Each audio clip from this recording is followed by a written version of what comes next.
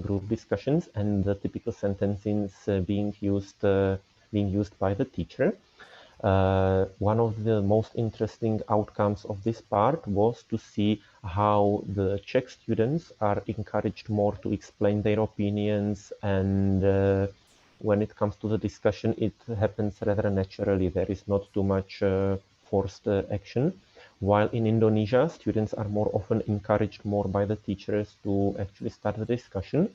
And once they explain their opinion, they are usually not asked further. So this is one of the things that can be observed. And in my paper, I also intend to interpret why this is happening and what is the cultural background of this, because we cannot say one of them is better or worse. It is only different. And in my paper, I explain the possible causes of this. So then when we come to the conclusion, I noticed some notable differences, and as I said, I tried to interpret them.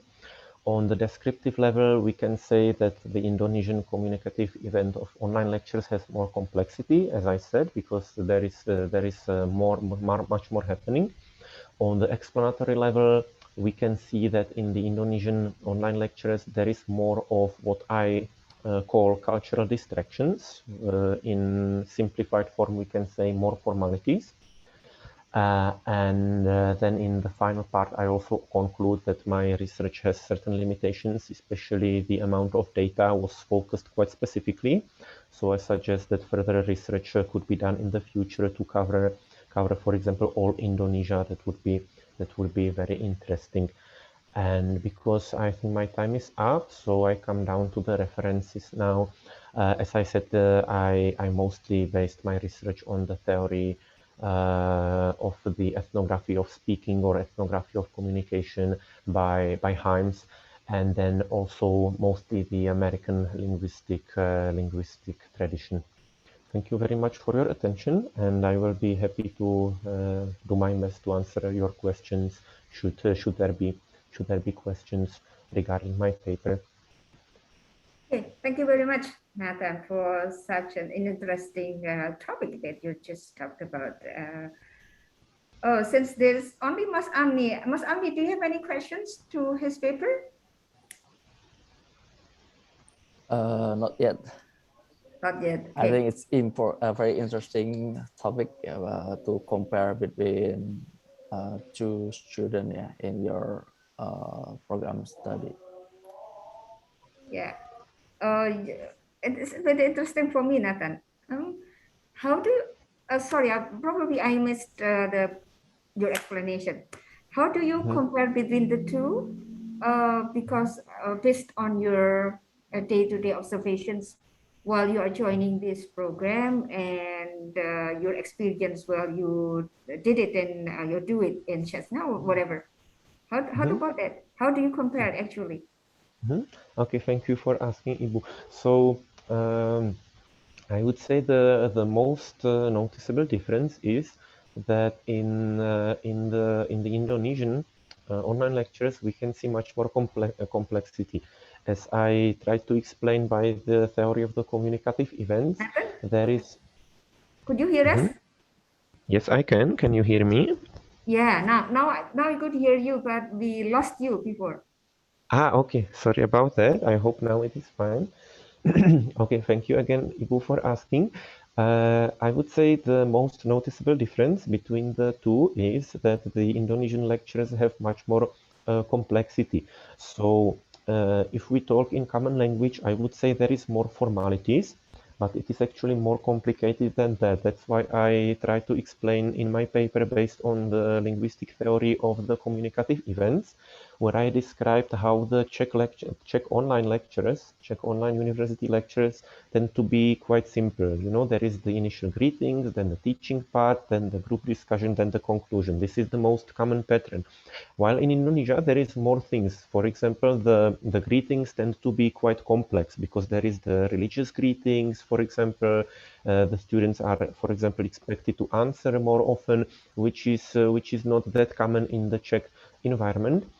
And in the paper, I'm trying to explain and argue. I argue that this is not something good or bad, but this is only the cultural difference in which it can maybe appear to the Westerners or to Czechs as something unnecessary or distracting, but actually it is not, because for Indonesian culture, it on Java specifically, it seems to be quite important to make the proper introduction, make the proper concluding greetings, and so there is really differences in how the formality is understood. And then the other most noticeable difference was in the discussion, in which Czech students mostly take more initiative, while in the Indonesian environment they wait until they are asked, most likely, and also in the Indonesian lectures. Sometimes the discussion is forced, so sometimes teachers really encourage the students. They even ask them, for example, you student A, have you got a question? Please ask a question which is unknown to the Czech environment. And I also argue that this is based on the cultural and historical background, and also how the formality is perceived by the Javanese, we can say. But in your experience, the religious elements, which is like saying, like in the opening, in the opening of the sessions, does it usually take a long time, or it just like brief? Well, it depends, because my research was rather qualitative. I can't now present quantitative data for how often it happens. But from my observation, I can say that it because the time is relative. So if we compare to the Czech greetings, then it is much longer.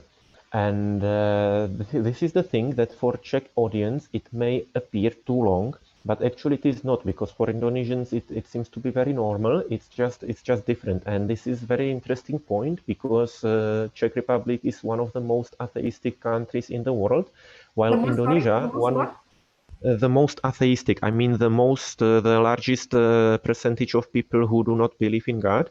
I see. While in Indonesia, we can say almost the opposite, one of the most religious countries in the world, and this is very interesting. This is also related to the Pancasila politics, to the six religions in Indonesia, to the history of the Czech Republic, and that's why this is very interesting how these greetings are handled differently. Yet they are both very important. So, for example, for the Czech student, it can feel unimportant, while for the Indonesian students, it is very important to have the proper greetings and to respond in a proper way.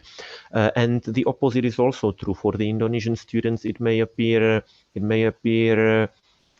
even maybe less polite or too short, the way Czechs do the greetings, but actually for Czechs it is normal to do it very fast and very simply. Okay. Thank you very much. Yeah, time is up for you, Nathan, and thank you very much for your observation, and good luck with your thesis. Okay.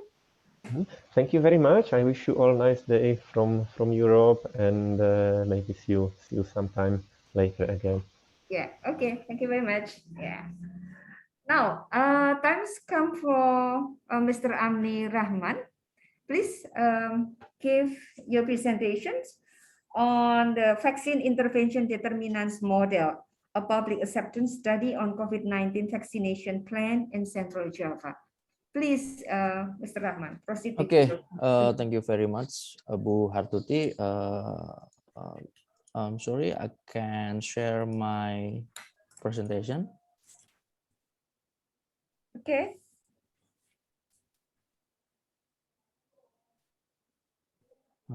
Please, can audience share the share screen? Nathan, please close your PPT first. Okay, thank you very much. Okay, good afternoon for everyone. Assalamualaikum warahmatullahi wabarakatuh, Bu Hartuti and all participants. Glad to be here to share our research about vaccine intervention determinants model a public acceptance study on COVID-19 vaccination plan in Central Java. My team with Pak Widyartanto. Pak Widyartanto, I think he already on the room, and maybe he will answer the question for everyone. And Pak Fendi Eko Wahyudi, we are team for competition funding from our faculty. And for introduction, Indonesia has received first type of vaccine from various world vaccine producers like Sinovac, AstraZeneca, Sinopharm, Moderna, and the last is Pfizer. And the other hand, public acceptance of COVID-19 in Central Java is determining whether or not to the targeted number of people vaccinated in Indonesia can be reached. And in this research show that the theory of planned behavior, or we say TBB, and the theory of reason action, or TRA, can explain factor determining intention in the COVID-19 vaccination in Central Java. According this result can be used as the input or the recommendation for Indonesian policymakers to succeed in controlling the COVID-19 pandemic. Like this moment, we know the rise of the number of positivity rate in Indonesia. And how about the method?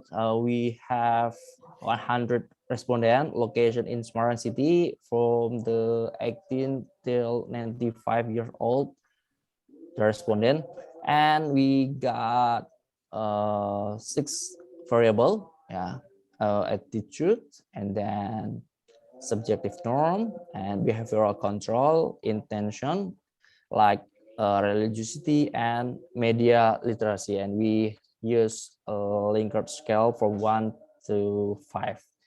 And the data analysis, we have the assessment of the measurement model, we call the outer model, and the evaluation of the structural model, we call inner model.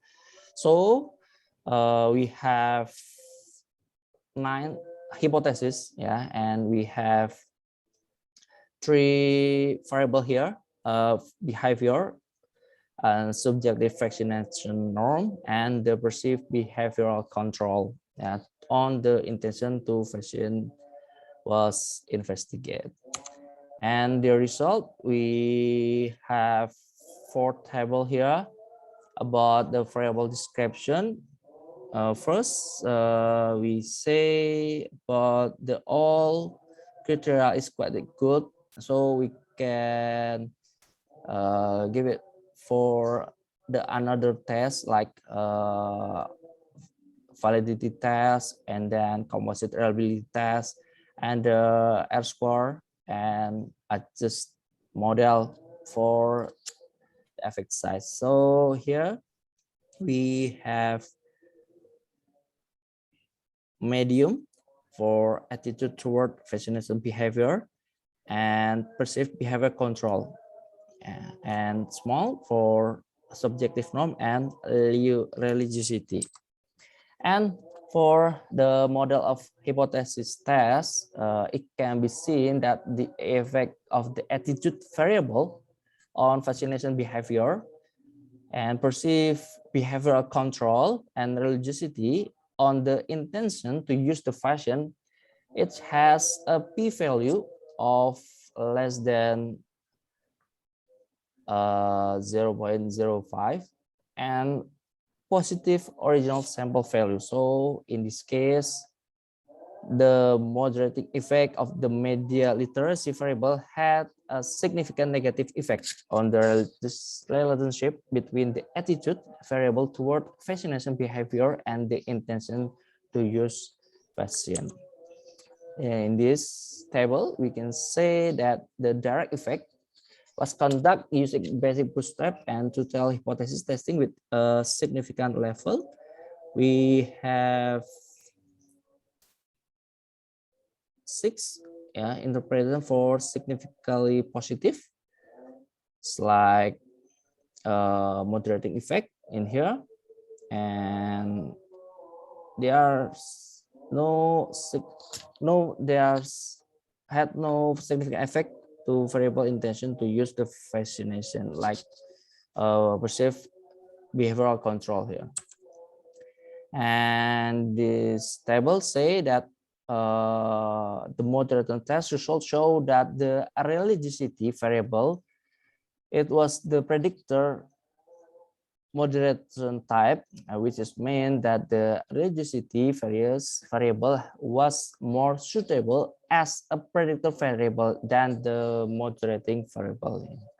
And the other hand, the media literacy variable was the pseudo moderation type, which means that the media literacy variable was not clearly its position between the predictor variable or the moderating variable. This is the hypothesis. The first hypothesis, the findings show that the attitude toward fascination behavior had a positive and significant effect. And the second one show that the subjective norm had no impact on using the vaccine.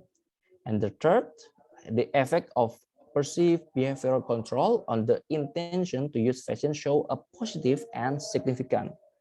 And the fourth, the fifth, and the sixth hypothesis show that the moderating effect of the religiosity variable on the relationship between attitude toward vaccination behavior, subjective norm, and perceived behavior control on the intention to use fashion show that there was significant effect of the variable, but with an insignificant moderating effect.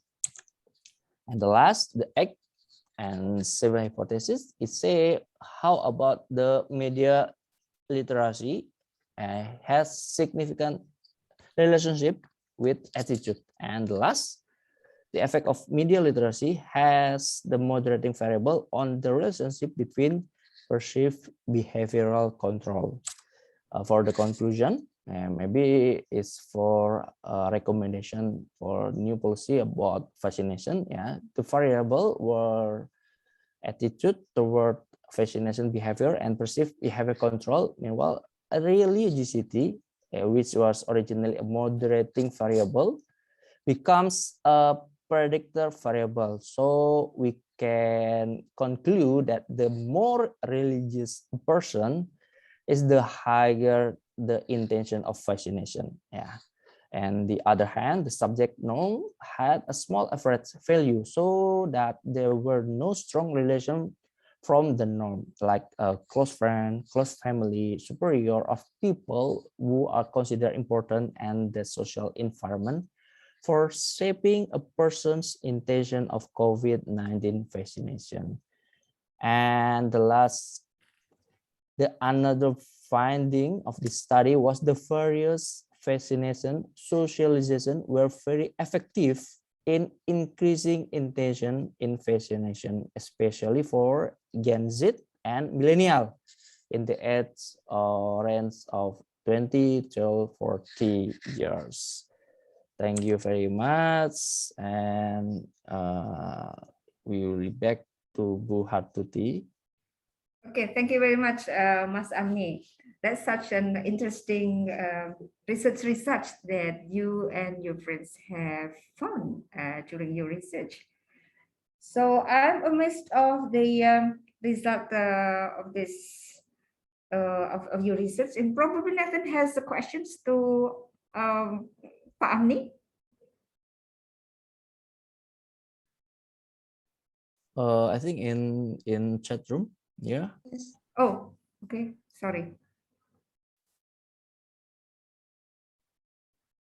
Oh, yeah. Okay. Bu Chris Wardani asked you how you choose 100 respondents. Is there any criteria? And what your opinion about the existing media like WhatsApp, Facebook, etc., that give hoax information? So the negative literacy will influence negative behavior faced to COVID-19 pandemics. Okay, how about your answer, Pak Amni? Okay, how you choose the 100 respondent? The criteria is the age about 18 till 95 years, and for the existing media like WhatsApp, blah blah blah blah. So the negative literacy. I mean, in this case, we got the what we say educate. Yeah, we about educate respondent. Yeah, and we get the filter. Yeah, for the all information like a hoax or something. And we know the for the people in my respondent, say they had no effect about the hoax information in media. Or maybe Pak Fendi. Okay, thank you, Pak Amni. I will give another answer maybe for these very interesting questions. First of all, I'm sorry that I just about to arrive quite late because I don't know, it's been quite a while. I try to connect, but it doesn't work. But I would like to answer this question by explaining what do we mean by the literacy. Because regarding the effect of media literacy as a moderating variable, we've seen that actually from our research, we found that actually the more respondent quite aware about their source of information, they are going to be more have a positive point of view about vaccination itself. So it's not automatically equal by that if you already have, let's say, access more media, it doesn't mean that you already have a good degree of literacy in the context of media, because in this context, WhatsApp, social media, or new media, it is not automatically can be seen as a source of information itself. So the one who has a higher degree of literacy, it means they already have also the capabilities to, let's say, to separate what kind of information that fruitful or what kind of information that can be accepted or not. So normally, if someone can be categorized as from our questionnaire, so someone can be categorized as has a higher degree of, let's say, literacy, it means they are able to give some filter for what kind of information that they are going to accept or not. So basically, the interesting things also that we can conclude in our research, it shows that actually sometimes especially in the context of Indonesia, because in Indonesia we have a very huge how to say that people try to have kind of stigma in the context of literacy and also in the context of religiosity. So for instance, most of people in their common sense, they will believe that if someone can be categorized as a religious person, equal, radical, it means automatically you are going to be anti-vaccine. But due to our research, it shows that it's even contrary. So it is not automatically when someone can be seen as someone who are very religious, but pay attention what we have to be sure what it means by religiosity itself, because not automatically people can be labelized as radical. It means equal, they are religious enough. So pay attention on that, because this research, so actually if you are someone that quite pity and then you are quite pious and then you are quite religious, normally you are going to give a good influence for your people equal in this context in about vaccinations. And same also with the media literacy. It shows that actually someone who has is not equal with the time of consume for the media itself, including this one is social media. So yes, indeed, I agree with the question from Bu Chris Wardani that actually WhatsApp, Facebook and social media becoming the new hotbed for the spread of hoax and so forth. And the one who has higher degree of media literacy, it means they are able to give filters what kind of information that they are going to believe or not. I hope that answered the questions. Thank you, Bu Hartuti and Pak Amni. Yeah, thank you very much for Mas Fendi for adding to the explanations by Pak Amni. I think there is one question that hasn't been answered. Bu Hriswardani asked, how did you select the 100 respondents? Yeah, but since the time is up, so please just write the answer in the chat room, please. Okay, would you? Okay. Okay, thank you very much, Pak Amni and Mas Fendi for giving explanation of your presentations. Thank you very much. Yeah. Okay, now I'm going to invite Mbak or Ibu Yeti Rohmunaning Sebat. Since I haven't seen the name in the list of the presenter, am I right? Is yes, there, but it's represented by me, Nornaili. Oh, okay. Oh, Ibu Nelly. Nur. Yeah. Ibu Nur Masruroh is going to present. Okay. Thank you very much, Ibu. Okay, please proceed. Okay, thank you very much for your opportunity, Bu Moderator. And let me introduce myself. I'm an assistant professor. I'm Nornaili Masruroh, and you can call me Nelly. I'm one of the authors of this study, which is led by Professor Yeti Rohmunaning and other members.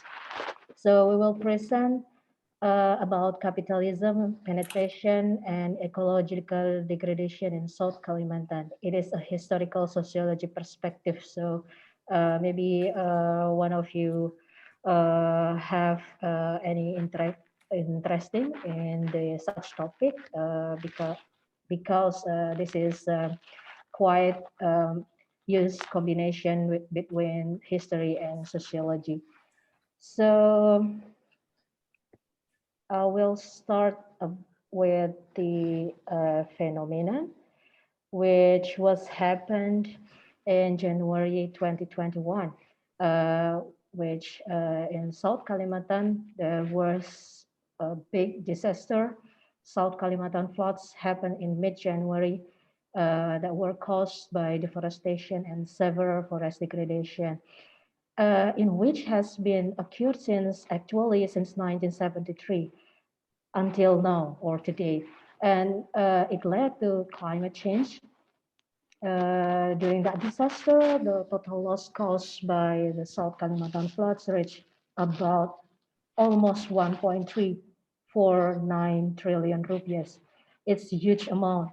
And rather than seeing this problem, ironically, it is a result of excessive natural exploitation. But the government, on the other hand, was more likely to view this disaster as the result of a weather anomaly because of heavy rainfall. This is very ironic, we call it. And I will also invite you to why we propose or why we do our work in South Kalimantan, especially in the topic of environmental damage or environmental degradation, because we think that in South Kalimantan there is, up until now, there is environmental degradation, which is very severe. And of the total 3.7 hectares of land in South Kalimantan, nearly 50% is controlled by mining and oil palm companies. And this is the result of the damage on the natural ecosystem in the upstream area, which was originally functioning as a water catchment. And the burning of dry land or wetlands in West Kalimantan as the largest contributor to Indonesia's deforestation case. Land clearing also uses with fire and is believed to be closely linked to business or to capitalism business, which have an interest in immediately converting land into oil palm plantation and coal mines.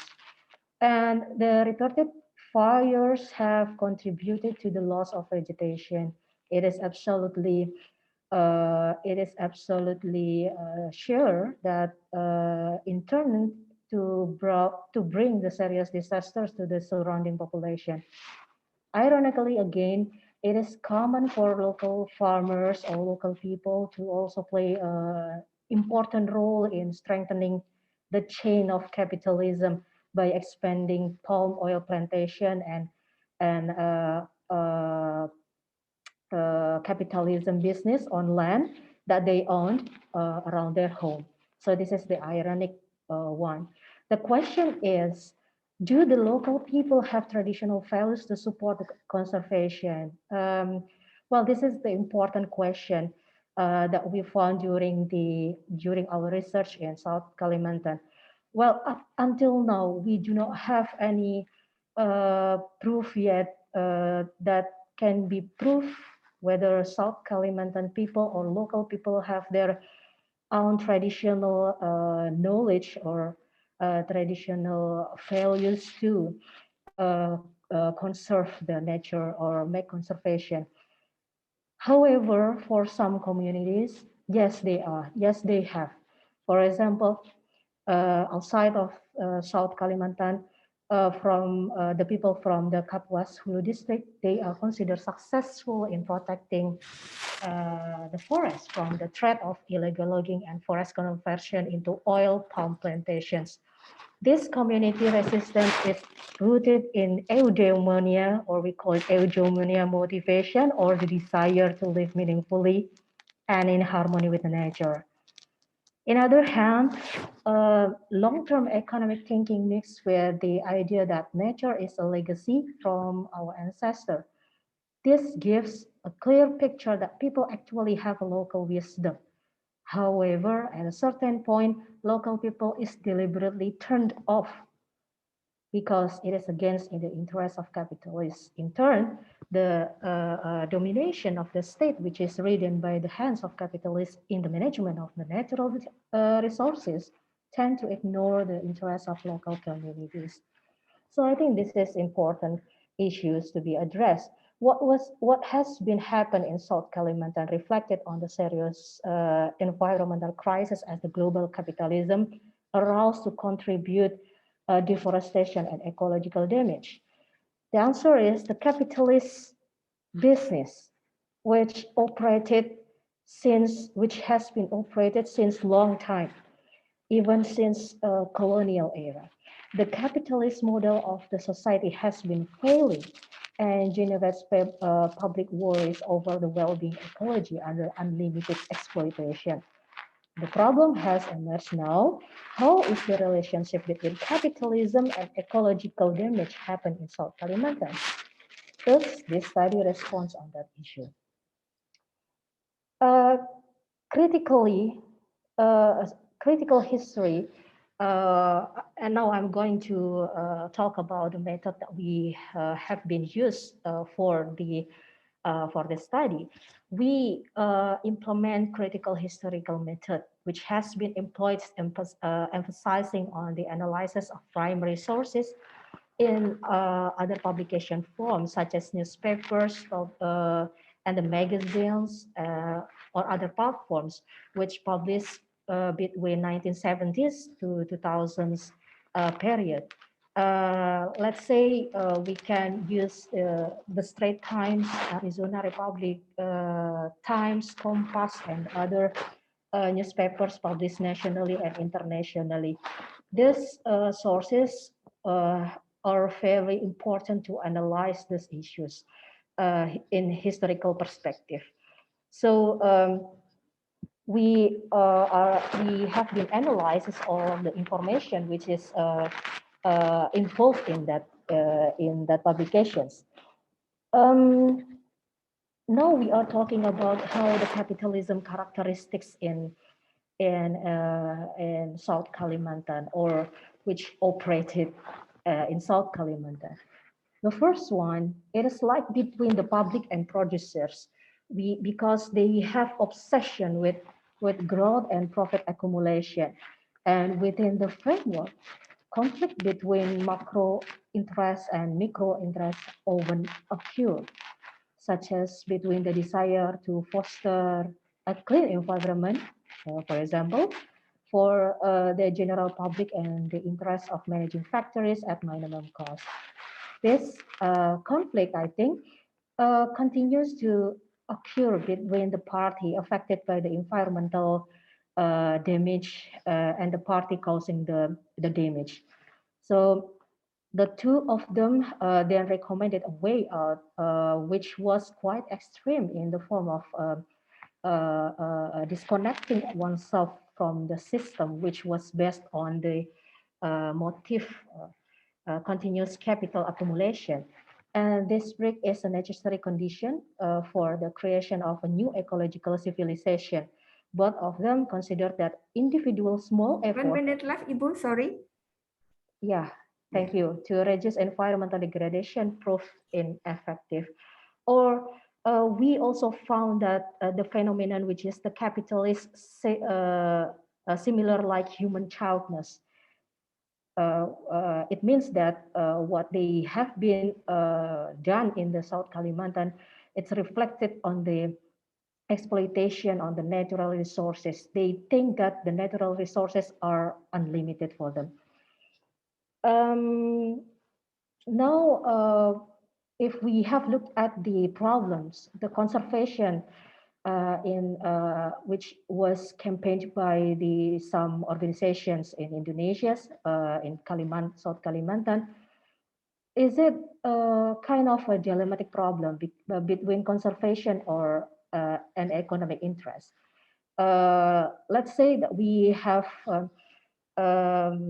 delivered our data or information that we have got from the publications that during the 1968 to 1978, there was any phenomenon that Indonesia has shift orientation between for the industrial society to the massive forest exploitation.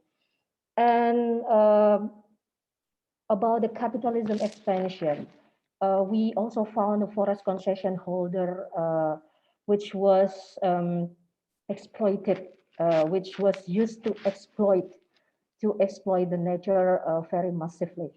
Among the capitalists, they claim that forest concession holders have managed the forest in a sustainable manner. They claim it is a claim from the capitalist business. And penetration of capitalism actually has continued and up until now, but increasingly it spiked in 1998 since the opening of wetlands for capitalism expansion activities. We also found that. Time is up for you. Okay, thank you so much. Yeah, thank you very much. Sorry, you have I have given you 2 minutes additional time actually. Yeah, thank you very much. Sorry, Ibu, for that. So, is there any questions? Ibu Kriswardani again, I think she asked in the chat room. Yeah, she asked to Ibu Nur, according to your research results, how our government, both central and local, have to do to prevent environmental degradation? Cause of capitalism spirit that come from many big companies in Indonesia. Mostly the owner of companies have great influence in the policy or of economic in Indonesia. Yeah, well, actually, our government have much effort to prevent the natural degradation or environmental degradation. But in a historical perspective, because we want to look at the past, what was happened in South Kalimantan during the penetration of the capitalists, seems that our government at the time, they didn't have anything. And they pressed the capitalists or the businessmen to enter South Kalimantan very massively. It indicated that much of many of concessions that will be given to the capitalists or will be given to the businessmen have been issued by the government at the time, especially during during the New Order era. So I will say it is easy to say that during the New Order era, the government didn't do anything for prevent the natural damage or environmental degradation. They even did the uh, uh, uh, what we have did the efforts that it makes safer the natural degradation environment. So I think what we decide. Yeah, very interesting, Ibu Nur. Since we have so many problems with this kind of things, yeah, our forest in Indonesia is one among the richest forests in the world. Yet we have so many problems in trying to prevent this forest from disappearing. Yeah, because such a disappearance happens so fast, and this is for sure it's in the contrary with the sustainable development principles. So we have this kind of problem in the policy related to this forest preservation. Okay, I actually my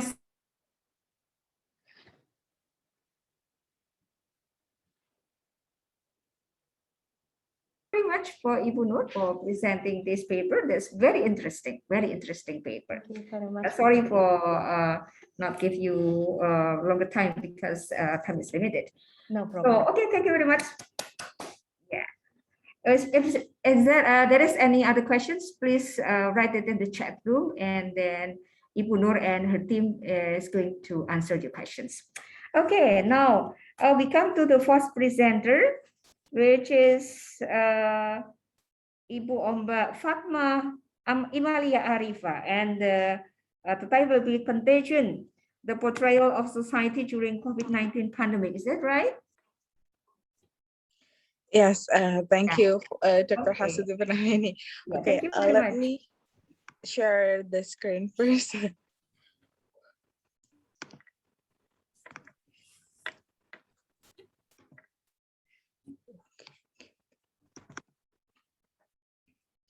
Okay. You have 10 minutes, yeah, to present. Yeah. Okay. Thank you very much, Dr. Hastuti Purnameni session for the time. Assalamualaikum warahmatullahi wabarakatuh. Waalaikumsalam. Good afternoon, dear all participants. First of all, I would like to thank Diponegoro University for giving me a chance to present my paper. Okay, my name is Fatma Imalia from Faculty of Humanities, Diponegoro University.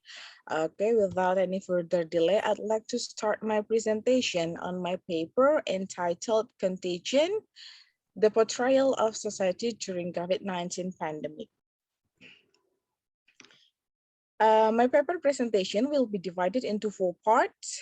The first is background of the research, which contain the background of the research, of course, and the scopes of the research. Then the second will discuss about the result of the analysis about social issues, both in film and society during COVID-19 pandemic. And last but not least, the conclusion of the research.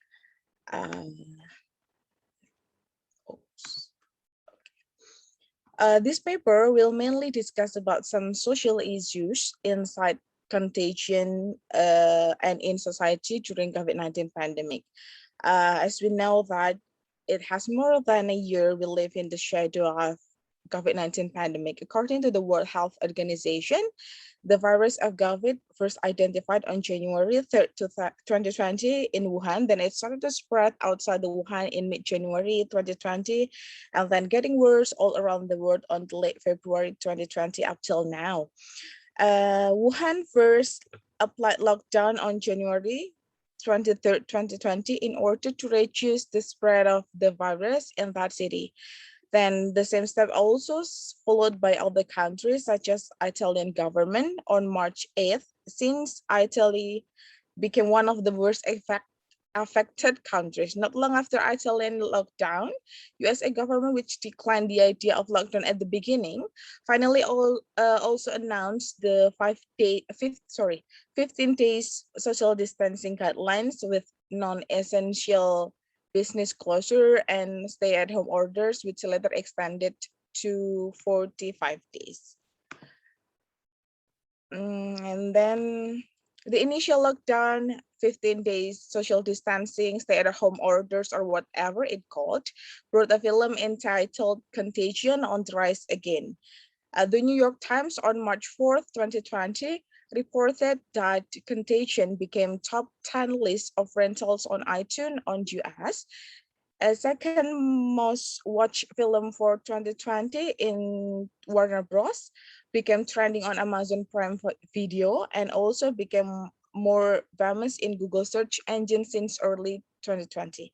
This film, directed by Steven Soderbergh and released on September 9th to 2011. Contagions mainly tells us about the deadly contagious virus which easily transmitted to people all around the world, which caused the sudden death of Beth M. Huff after returning from Hong Kong from Hong Kong. It also shows us the struggling government to control the contagious virus all over the world, especially in some areas of United States. The virus contagion is getting worse, the death number increases, and so did the panic in the society. Since there was an independent journalist and blogger named Alam Chrome White who spread rumors. One of them was that he cured himself with forsythia. That rumor caused panic buying, widespread looting, and violence. Besides that, the lockdown was started to apply, so the people were not allowed to go out from the infected countries. This condition started to break the social order and turn the society in panic. Through this paper, I would like to discuss about some social issues appears in Contagions movie as well as in the society during the COVID-19 pandemic. Here's I present the comparison between movie and the real life or in the society.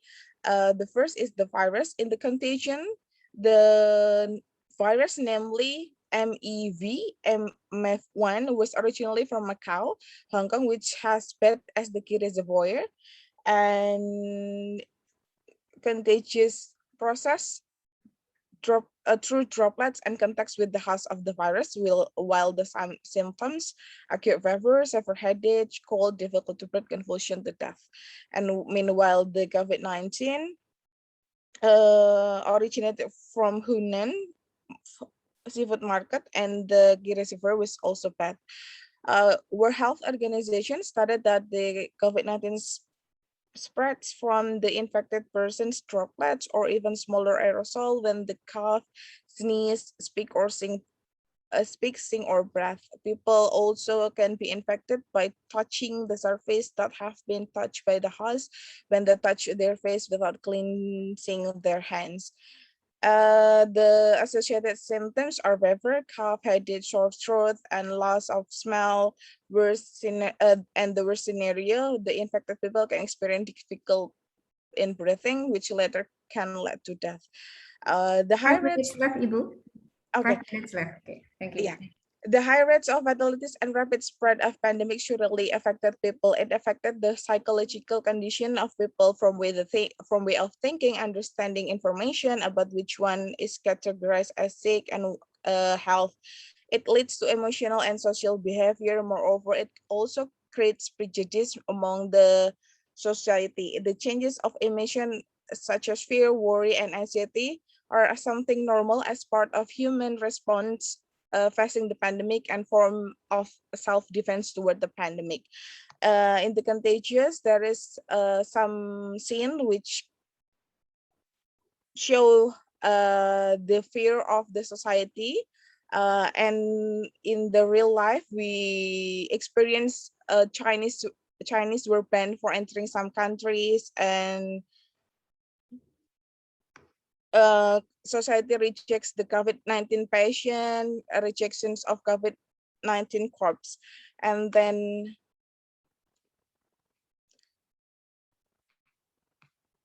not only experiencing fear, public also experiencing panic since the fatalities get higher by the time and the drastic changes in our everyday life.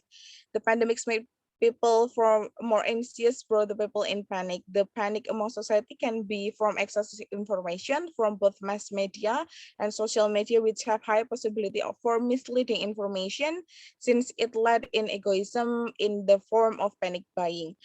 One memorable phenomena panic buying is the scarcity of medical mask and hand sanitizer throughout the world as people buy mask and sanitizer in order to keep themselves from the infectious virus. Then recently in Indonesia, people experience panic buying on one of a dairy milk brand.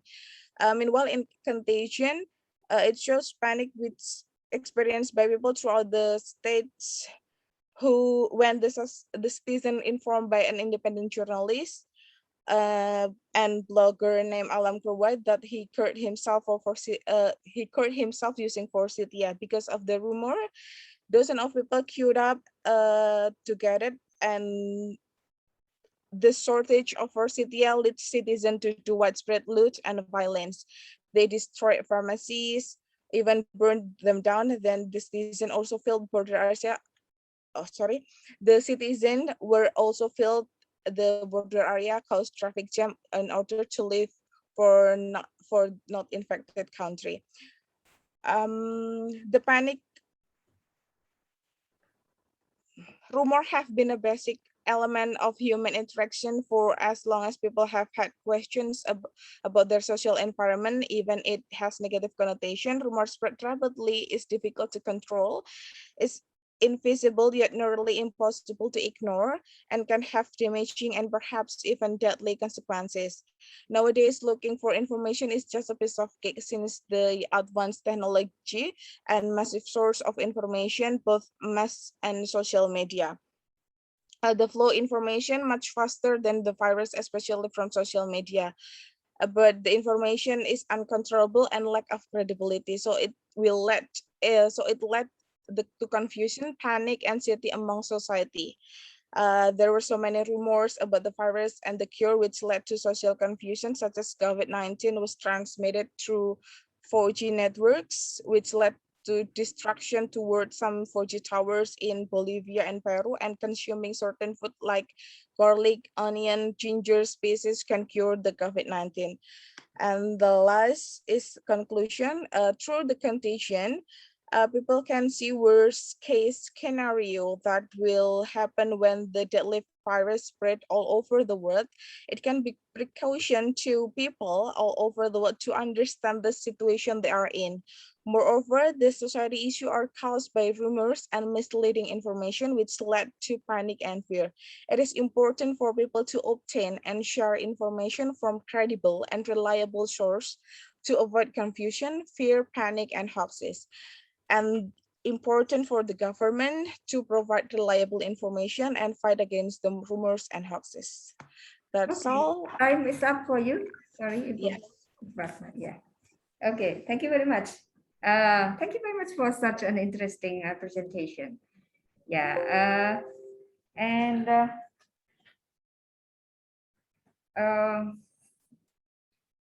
Sorry, my battery is almost run.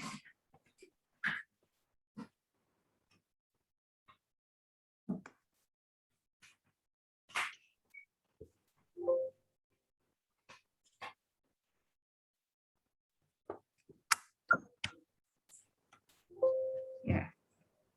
Okay. I have one questions in the chat room from Pak Fendi. He asked, your presentation was so interesting for me that always discuss COVID-19 in the site of, oh, I think it's from, sorry, I will go up. Pak Fendi, Ibu Fatma, people like to hear conspiracy theories and some as the case of COVID-19. Do you think the spread of pandemic theme fiction or movie, this Contagion 2011, worsen the misinformation on the rise of conspiration in our society. What do you think about it? First of all, I would like to thank Mr. Fendi for the questions. I think the film of Contagion didn't worsen the misinformation and the rise of conspirational in our society, because in Contagion, I think they show us, or they show us how the virus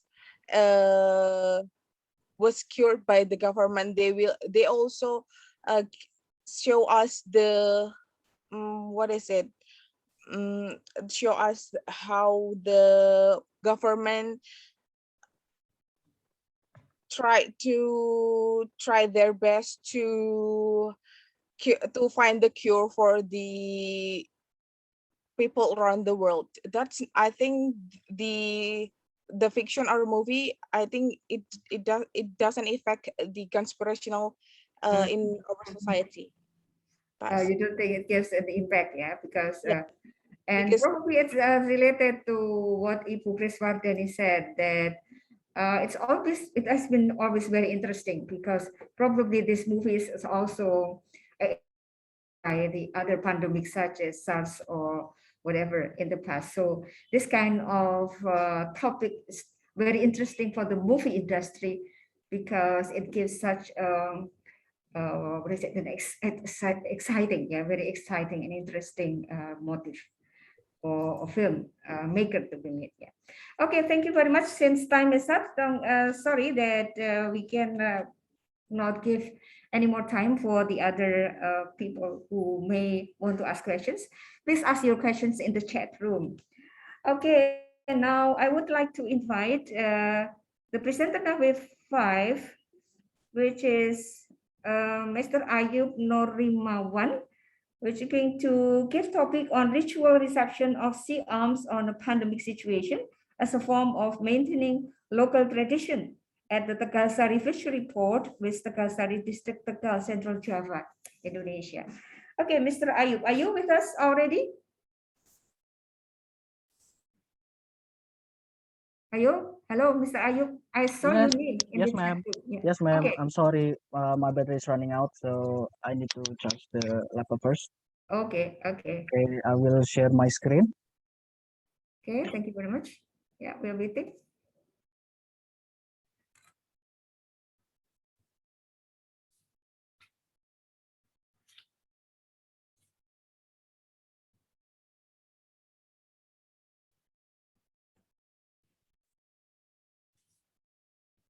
Okay, we have seen your screen.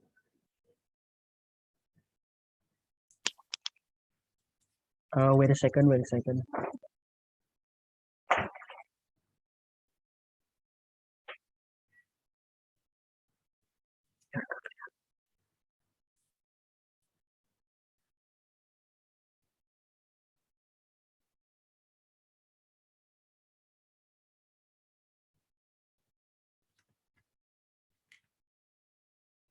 Oh, we have seen your screen already.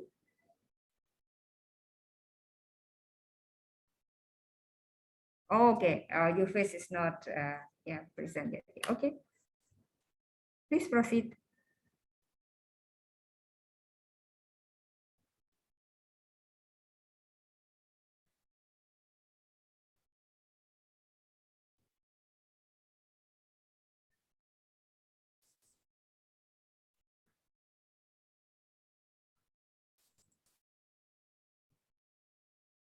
Okay, Assalamualaikum warahmatullahi wabarakatuh. Waalaikumsalam warahmatullahi wabarakatuh. Good afternoon, ladies and gentlemen.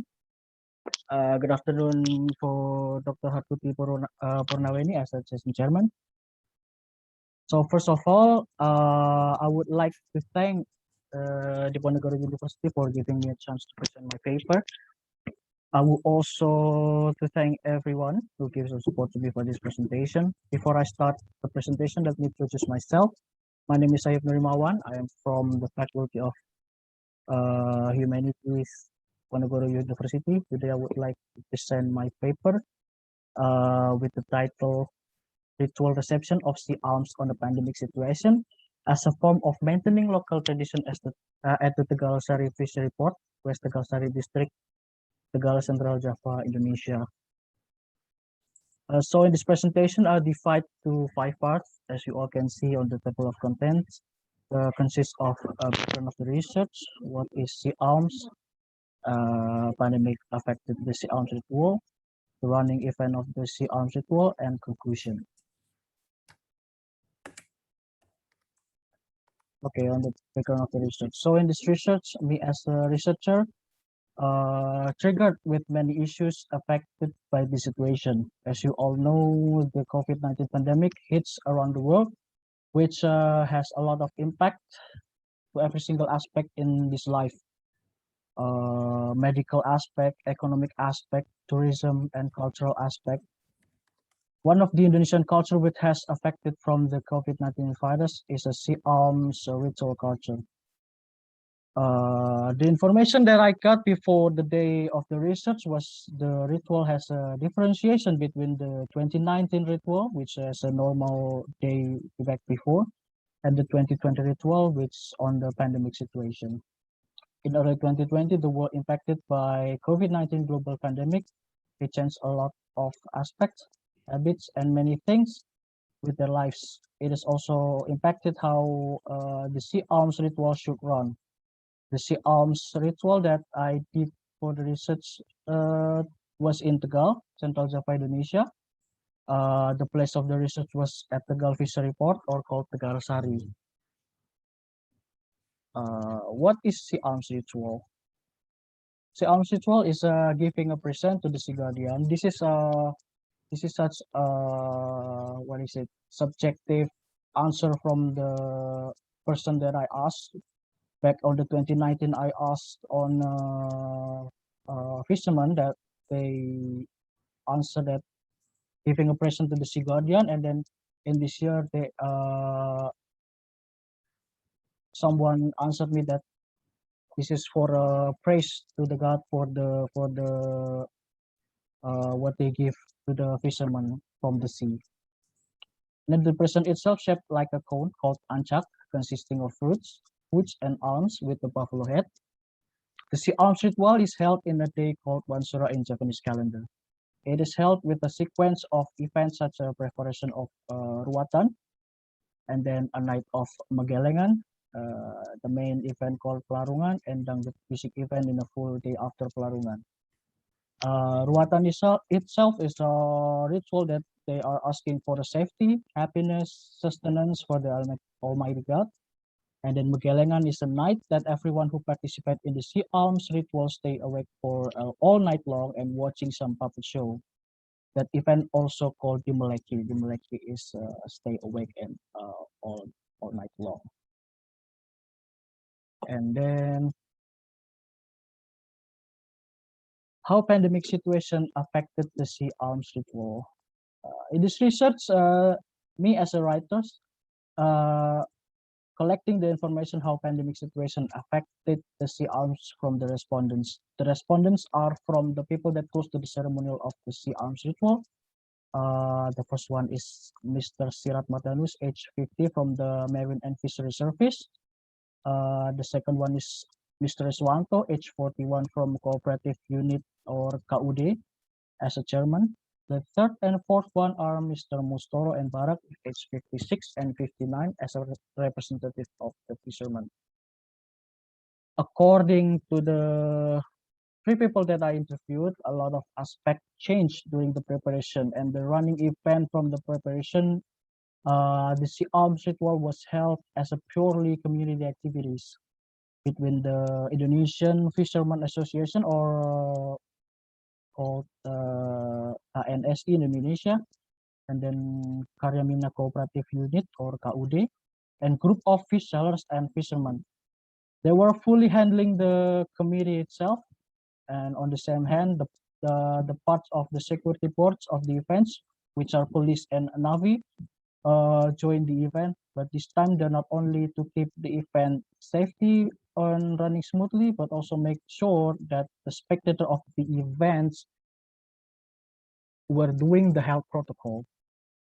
They explained to me, according to Mr. Riswanto, that the lobbying process of the event little bit different because they need to synchronize the board to the one goal, and they need to convince the mayor of the Gal city to be very clear and making sure that the whole people that join the event must follow the health protocol.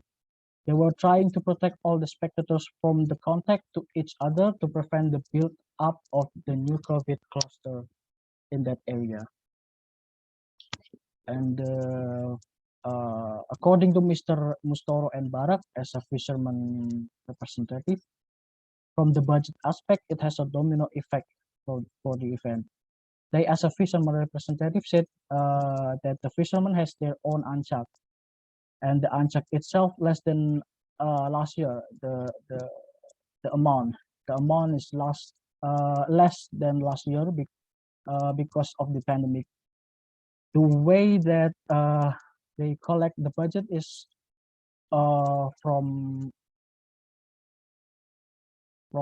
all the fisherman charity for the event, so they can make a few anchak for this arms ritual.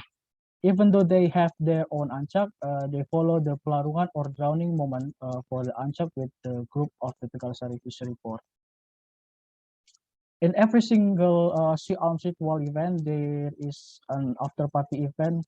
They usually made a music event called Dangdutan or Organ Tunggal, which is very popular in Tegal. And usually they call local singer and musician to perform in a big stage near the shore on the night. Unfortunately, they could not be held because the mayor of Tegal did not recommend it or prohibited the event because it also could become a new COVID-19 cluster. So they changed the event to the gathering called Jagongan. It means that the fishermen are gathering and drinking coffee to enjoy the night and praying for the best they can get from the sea in the future. Then the running event of the 2020 Sea Arms in Tegal. As you can see on the left is Ruatan. The event was also attended, I forgot to tell you guys, the event was also attended by the mayor of Tegal to open the event because, as I said earlier, every year they were involving the city government. And Ruatan is a ritual that they are asking for a safety, happiness, and sustenance from the Almighty God. There is also such a gunungan shape called ancak, as I said earlier. Inside of the ancak, there are various kind of foods, fruit, and many more. And there is also a buffalo head per ancak. Before the ruatan in the morning, there was event called Magalengan, as I said earlier, where the ancak prepared for the tomorrow's ceremony consists of a cultural tradition of the puppet show, and everyone has to stay awake all night long for the show. After the prepared ancak, we brought this to the sea using fishing boats, and then the ritual of sea alms must be held in the month of first Surah Japanese calendar. It is not all ships can attend the procession to the middle of the sea because of the pandemic, of course. So social distancing, health protocol, and anything else, and also the other ships not forcing to return to the mainland to prepare to the sea arms ritual. And then, according to Mr. Sirat, explained last year, sea arms ritual was carried out with the atmosphere of the new normal activity, so that the community was able to adjust in implementing it. And then there was still a crowd, but there were officers who always reminded them, and the community was also familiar with the health protocols. The protocols is using masks, always washing hands, and or using hand sanitizer, and also doing social distancing. The difference is that they're not crowded as before because of the pandemic. Mr. Sirat sees the public already has an awareness like avoiding the crowd.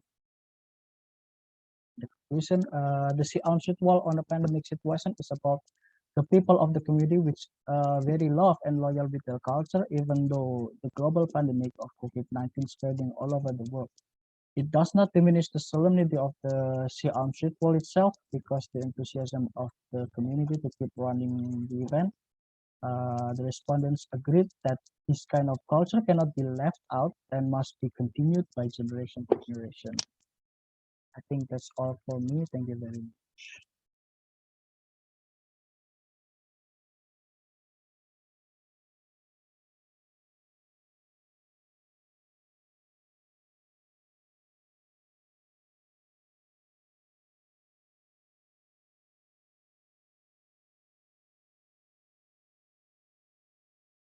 I disconnected.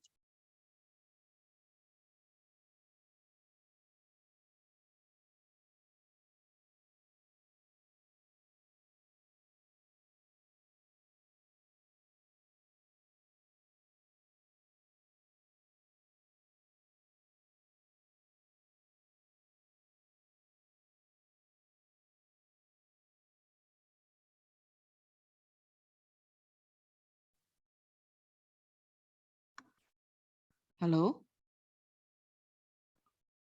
Hello. Thank you very much for the opportunity to give presentation.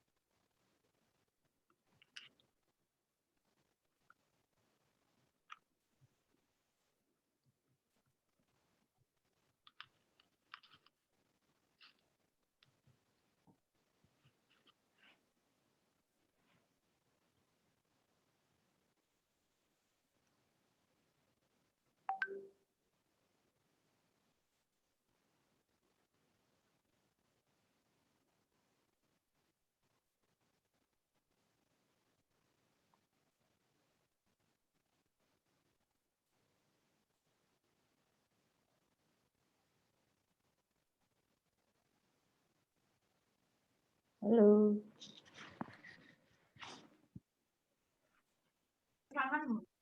Hello. I thought I was disconnected. No, I think there is any technical problem in the moderator.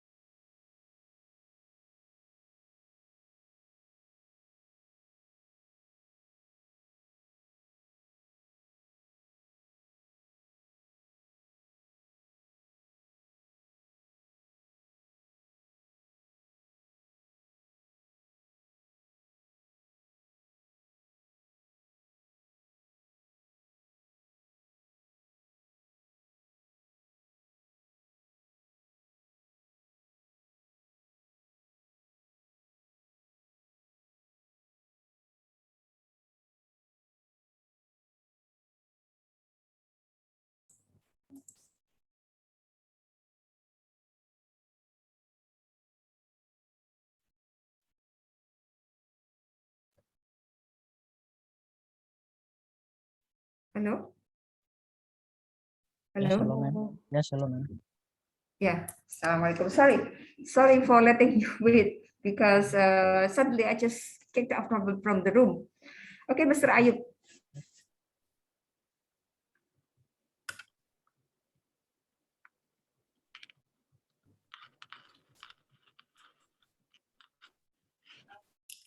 Hello? Hello, yeah. Hello, sorry. Yeah. Are you still proceeding with your presentation? No, I had finished the presentation, ma'am. I'm sorry. I didn't see you leaving the room. Or you have finished your presentation, right? Yeah, yes. I finished my Oh, okay. presentation. Okay, I'm sorry. I'm at the office actually, but suddenly just I was just kicked out from the room. I don't know why, and we've been trying hard to be in again. Yeah. Okay, so is there any question for Mr. Ayub? Sorry, I cannot see I cannot read the comments or questions in the chat room. But Andri, could you please help me? Not yet, madam. Oh, no, there is Still no empty. any questions. Yes. Okay.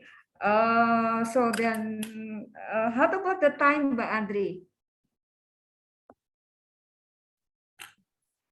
Mbak Andri? Mbak Andri is not here?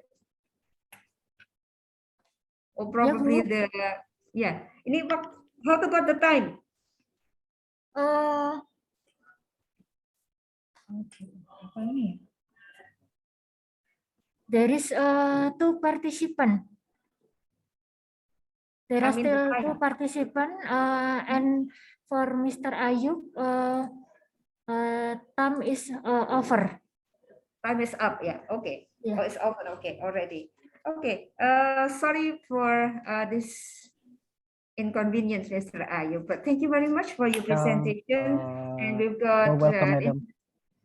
very interesting presentation about the traditional or indigenous knowledge we could see, yeah, in our society, which is very important, and in the environment, because it's part of the social environment and the big ecosystem, yeah, which is very important, yeah, for the sustainability of our environment also. So thank you very much. Okay, now time. Yeah, okay, thank you, Mas Yogi. Stay healthy, guys. Thank you.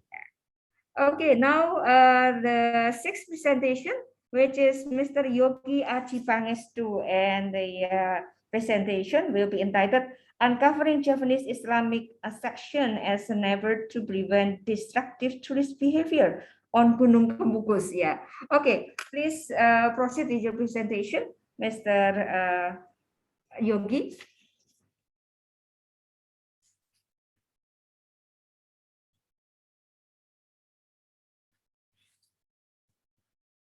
Okay. Thank you very much. Yeah. Am I audible? Yeah. Yeah. We have seen you. Okay. Okay, Okay, so I'm gonna start it. Thank you for the chance and time. So without any further ado, let's get started. Assalamualaikum warahmatullahi wabarakatuh. Shalom. Assalamualaikum warahmatullahi wabarakatuh.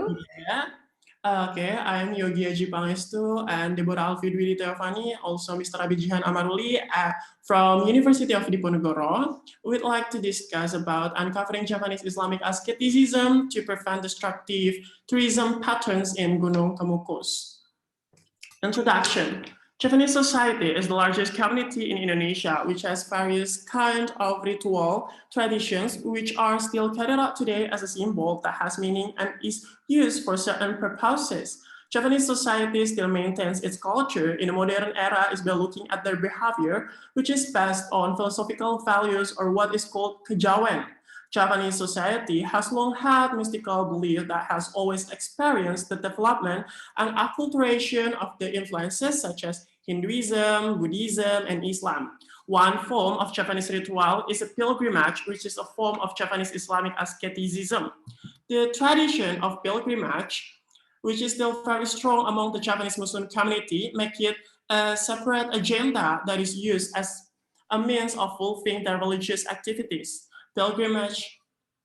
According to Max Weber, religious activities are part of social actions that exist in society. It can be said that pilgrimage activities, especially grave pilgrimages, are motivated by a theological understanding that comes from the teaching of Sufism about a sacred figure or a figure who can give blessing to pilgrims. One of the religious tourism destination is the tomb of Pangeran Samudra on Gunung Kemukus, Pendem Sumber Lawang, Sragen, Central Java, Indonesia. Gunung Kemukus is a small hamlet located in the hills and is located on the edge of a reservoir made in Kedongombo. The tomb of Pangeran Samudra is unique and has a special attraction for the community because there are two beliefs that develop.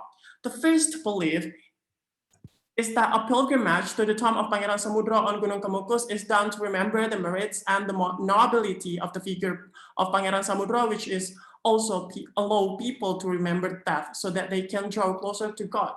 Meanwhile, the second belief that developed in the community and made this place very famous was the ritual of ngalap berkah at the Pangeran Samudra's grave by having sex with the opposite sex who is not husband or wife. This shows that Javanese Islamic asceticism on Gunung Kemukus experiences ambiguity in its practice to achieve worldly pleasure and desires. The form of Javanese Islamic asceticism in the form of pilgrimage, which has become a culture and tradition for the community, can be said to be local wisdom.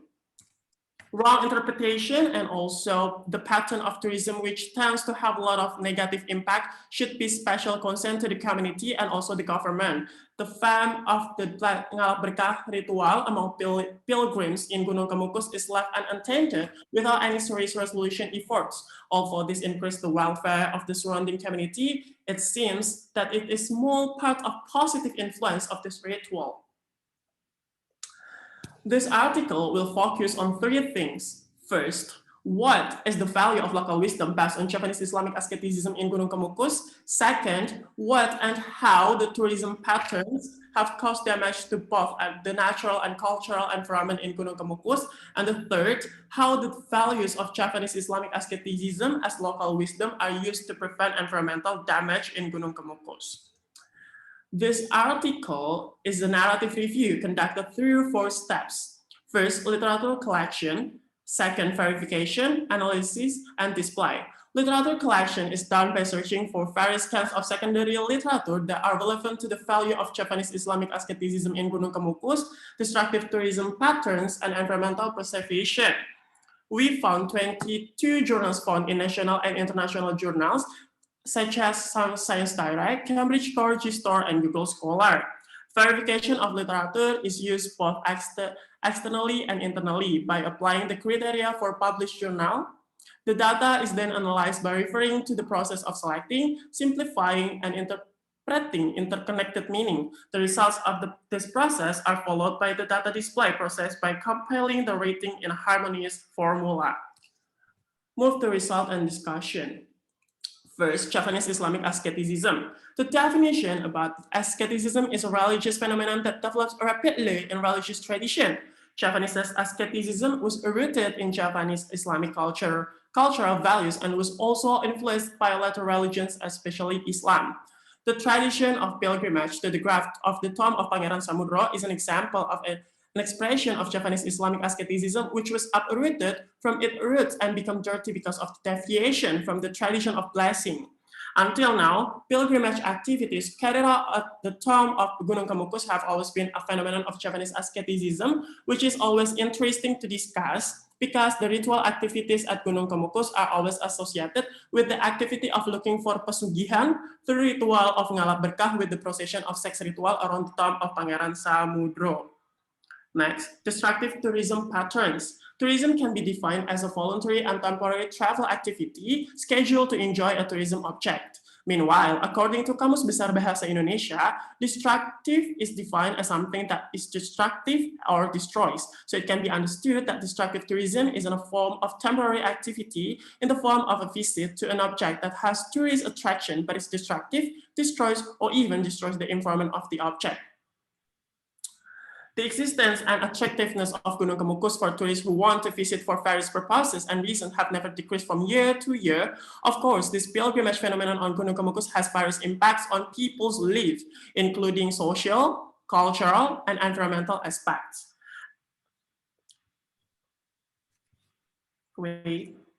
As a result of high number of pilgrims who come for religious tourism or sexual ritual of blessing on Gunung Kemukus, it has resulted in the emergence of karaoke houses, rented room for sex, environmental pollution from visitor, and also HIV. But unfortunately, this is still being ignored because the phenomenon is considered to still benefit the community and also the government. Local knowledge, or can be said as local wisdom, can be used by the community as an effort in disaster risk management. The people of Gunung Kemukus already have social capital through local wisdom in preserving nature with the Sendang Ontrowulan ritual. Water from Sendang is believed to be able to cleanse a person at the same time as a symbol of physical and spiritual cleansing. The myths that are present in Sendang Ontrowulan provide an understanding of the perspective of equality between nature and humans who have an equal position and provide another perspective in ecological management. In addition, environmental preservation can also be done by applying noble values which are manifested as a symbol of the sacredness of a place so that its sustainability is maintained. The same is the case with Japanese people, especially those living on the South Coast who have long believed in the existence and power of Nyi Roro Kidul and have been going on for generations. Sorry, 2 minutes left, yeah? Okay, the practice and appreciation of the value of local wisdom for community is also a form of environmental conservation efforts so that it's not the damage, so sustainable is maintained. This practice is certainly in line with the mystical understanding and sacredness of a place. This Japanese Islamic ascetics value as a local wisdom can be used as an effort to anticipate damage caused by destructive tourist patterns and as an effort to conserve the environment on Gunung Kemukus. And the conclusion is there will be the pilgrims to conform because they believe that by sticking to this value, they will be safe and prosperous, such as cultural approach can gradually reduce destructive tourism patterns. So, the conclusion, exploration of Japanese Islamic ascetic value as local wisdom can be carried out simultaneously by the government, society, and pilgrims. So, thank you, and that's it. Thank you very much. Yeah, almost time. On time, yes. 16:46. Thank you very much. Okay, Yogi, we have a questions from Ibu Kriswardani. Thank you very much for Ibu Kriswardani for being so active in this group. Her question is how the government, the region, and the religion leaders, and of course the Islamic community have to behave, because according to the Islamic religion, these rituals which is happening in Gunung Kemukus is forbidden, yeah, according to the Islamic law. Yeah, so what do you think about this? Because definitely what has been happening is contrary to moral, normal norms. Yeah, okay. What is your comment, Yogi? Okay, thank you for the question. So in my opinion, and based on this article, I'd like to say that we have to look for or maybe explore the truly value of Japanese Islamic asceticism, because we know that the practice of sexual ritual sex as ngalap berkah is forbidden in our religion, and also that after we know the truly meaning and the truly values of Japanese Islamic asceticism, we can apply and we can change the stigma. I know that to change stigma is really hard in society because it's been from generation to generation. So we have to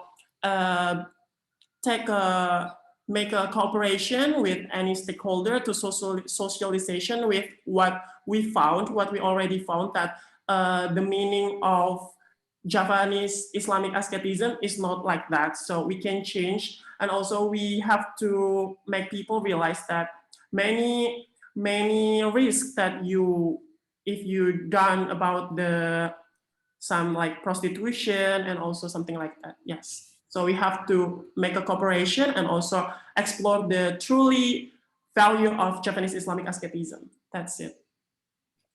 Thank you very much. Yeah, for me, this phenomenon is very interesting also because probably, as you said, that the local community has the benefit from this activity, right? Yeah. Yes. How about I'm just curious, how about the during this pandemic era?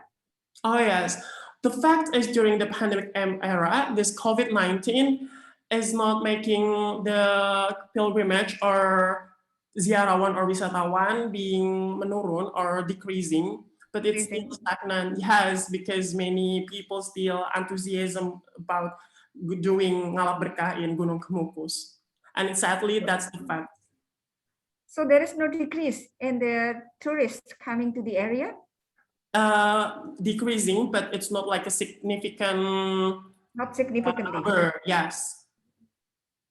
But it's so sad. Oh, probably, it's so sad, yeah, because probably people think that when they are fear of this pandemic, so they want to have something as a release, yeah, probably, or they want to get some protection from whatever they think is that, probably from their, not God in terms of one God, but probably from their goddess or whatever. Probably that's what they think. And maybe they don't really care about this, the danger of this pandemic, probably. Yes, I agree. that's very sad. Yeah, that's very sad. But that's the one of the phenomenon in the society. Yeah. So from the presentations that we have learned that there are some norms, yeah, the cultural norms that influence during this pandemic, yeah, and also for the ritual activities that has been happening in the society. That when we talk about environment, yeah, in terms of social side of the environment is very important, because whatever you have the norms in terms of religion or in terms of cultural, but still people has this kind of desire, yeah, which is not probably not limited to religion or to health norms. Yeah, yeah, and we have learned from the former presentations that probably this is also in terms of capitalism, but in the small form. Yeah, in the small form. Yes, and it smoothly happened.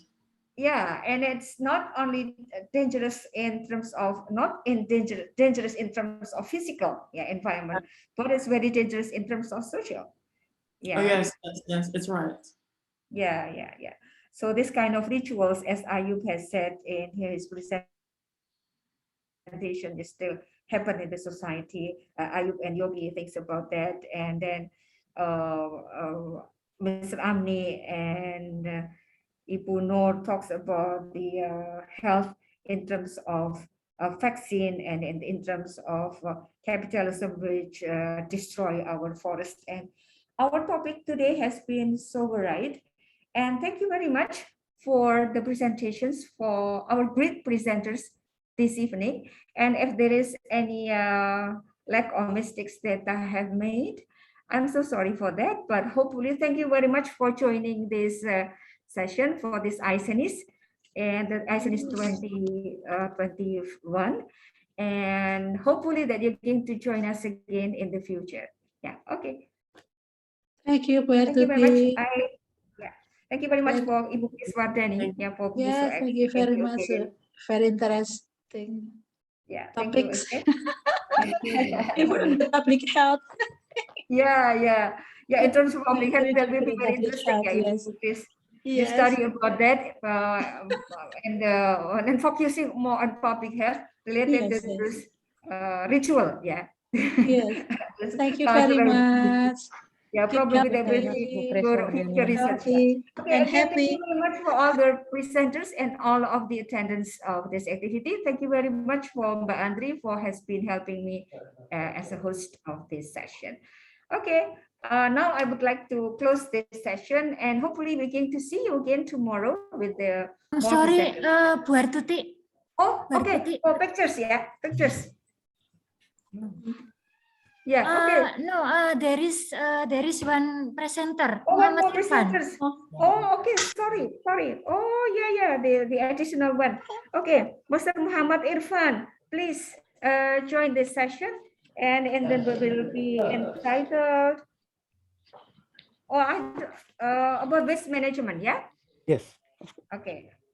Sorry, because it's additional. Yeah. Okay. I don't have the title in the list yet. Yeah. Okay. Okay. Good afternoon, everyone. Bismillahirrahmanirrahim. Assalamualaikum warahmatullahi wabarakatuh. Can I share my screen? Yeah.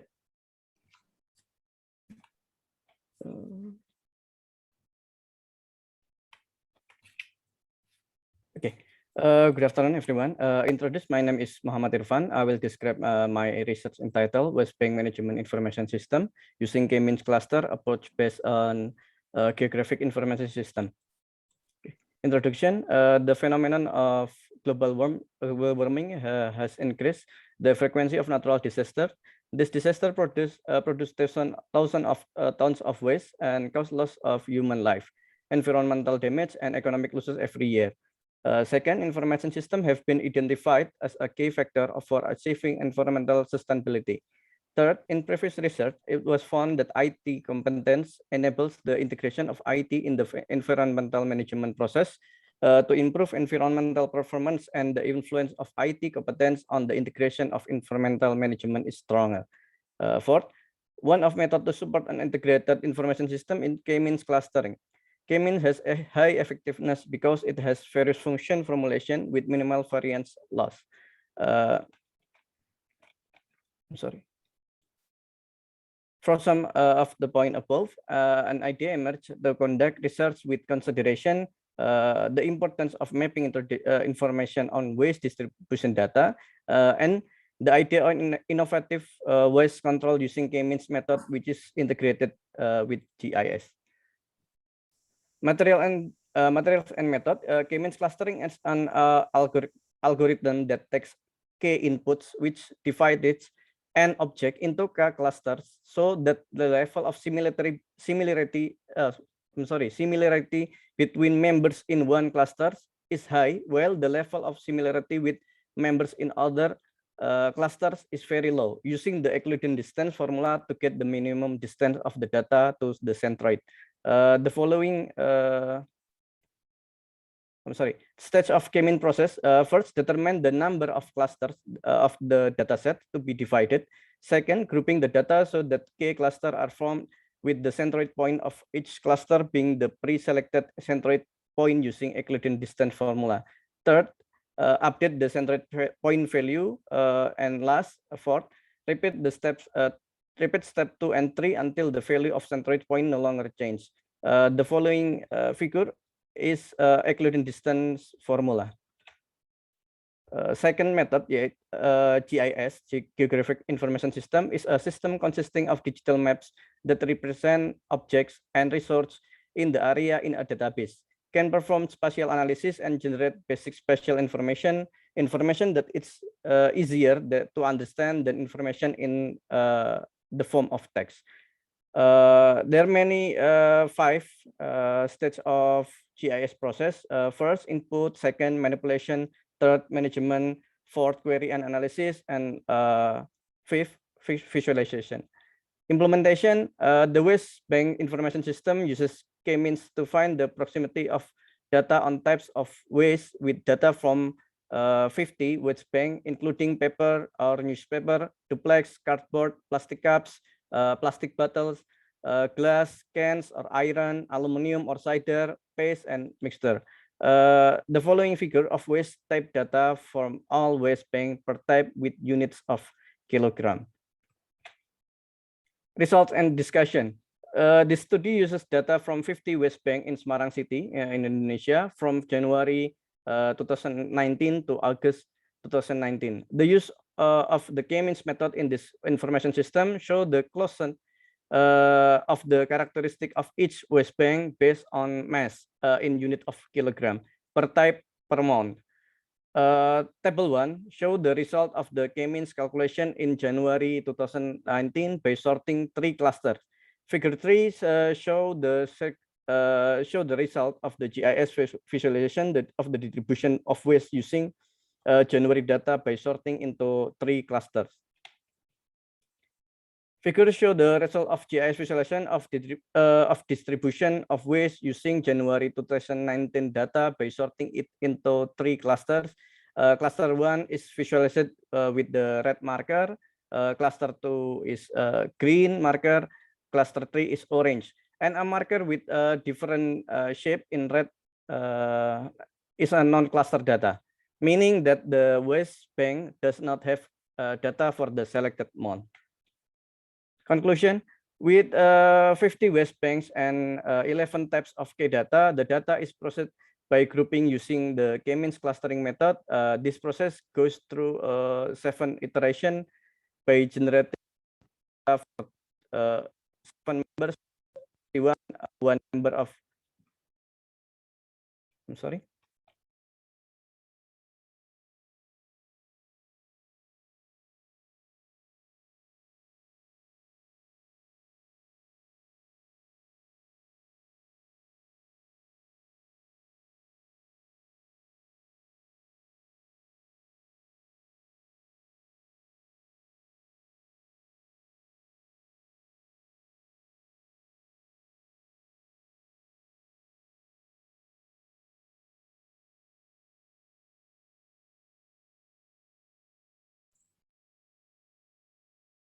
Yeah, okay. You have finished?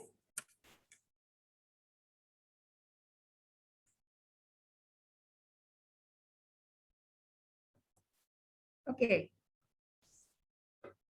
Okay, you have finished with your presentation?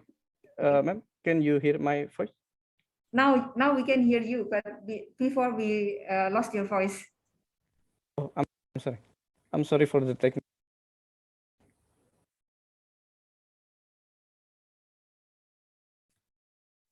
Hello? Okay. Yeah, okay. Okay, is there anyone who's, I'm sorry. Thank you very much, Mr. Irfan, for your presentation. Yeah, it's very, yeah, lucky that we have you in this session. Yeah. Okay. Is there any questions for this gentleman? Anyone is going to give questions to him? His research is on waste management and focusing on the information technology. You are in the master's program of environmental science, right, Mr. Yeah, Irfan? right. Yeah. Yeah. What do you think that is so special about your research? Yeah.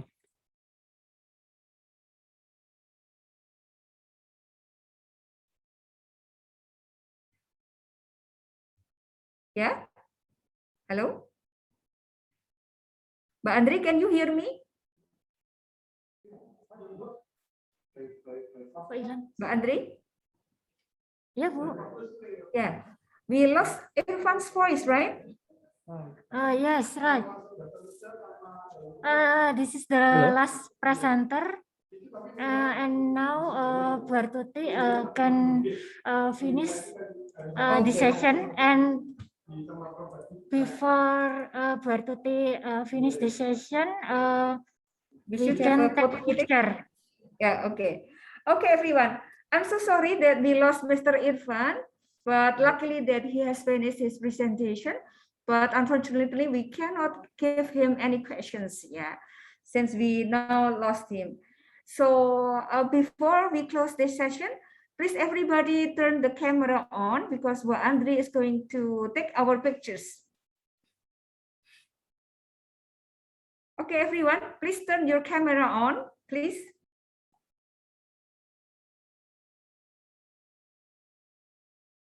Ibu Nur, thank you very much. Yeah. Yogi, could you please turn your camera on? Okay. Is there anyone else still here? Mr. Ayub, Nathan, Mr. Amni, Ibu Nur, and Ibu Fatma. Could you please turn your camera on? But Andre, seems that the people have probably is taking another activity. So please, could you please take the picture of our group now? Okay, I will count from 1, 2, 3.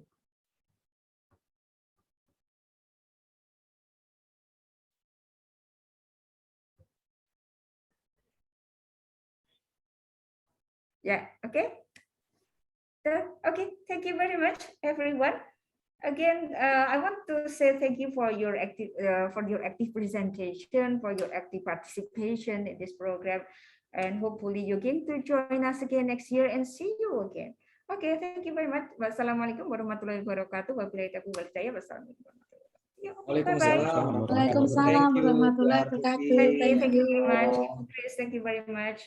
You're welcome. Keep happy and healthy. Ya, Ibu Chris, thank you very much. Welcome. Wassalamualaikum. Saya pamit. Waalaikumsalam. Ya, monggo, monggo. Please, I will leave this session. Ya, thank you very much again, Mbak Andri. Oh, Ibu Fatma. Oh, we didn't see you before. Thank you very much, Ibu Fatma.